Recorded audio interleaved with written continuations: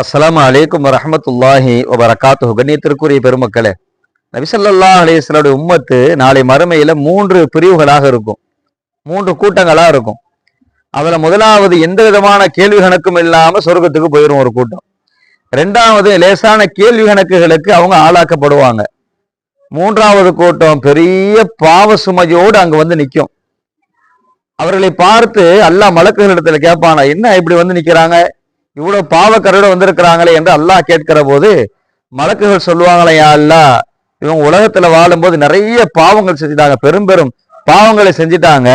இருந்தாலும் ரப்பே, இவங்க உனக்கு ஷிர்க் வைக்கலையா அல்லாஹ், இவங்க உனக்கு இணை வைக்காம வாழ்ந்துட்டாங்க யா அல்லாஹ் என்று சொல்லுகிற போது அல்லாஹ் ரப்பல் ஆலமீன் சொல்லுவானா, அப்படியா, இவங்களை என் ரஹமத்துல கொண்டு போய் சேர்த்துருங்க, ஜன்னத்துல கொண்டு போய் உங்களை சேர்த்துருங்க, சொர்க்கத்துல சேர்த்து விடுங்கள் என்று அல்லாஹ் ரப்பல் ஆலமீன் சொல்வான் என்று எம்பெருமான் செய்தனா முஹம்மது ரசூலுல்லாஹி ஸல்லல்லாஹு அலைஹி வஸல்லம் சொன்ன இந்த செய்தியை ஹஜரத் இப்னு மஸ்ஊத் ரலியல்லாஹு தஆலா அன்ஹு அன்னவர்கள் அறிவிக்கிறாங்க. அதனால பெருமக்கள், அல்லாஹ்வுடைய ரஹமத் என்பது ரொம்ப விசாலமானது. அந்த ரஹமத்தை இந்த உலகத்திலும் ஆதரவு வைப்போம், நாளை மறுமையிலும் ஆதரவு வைப்போம்.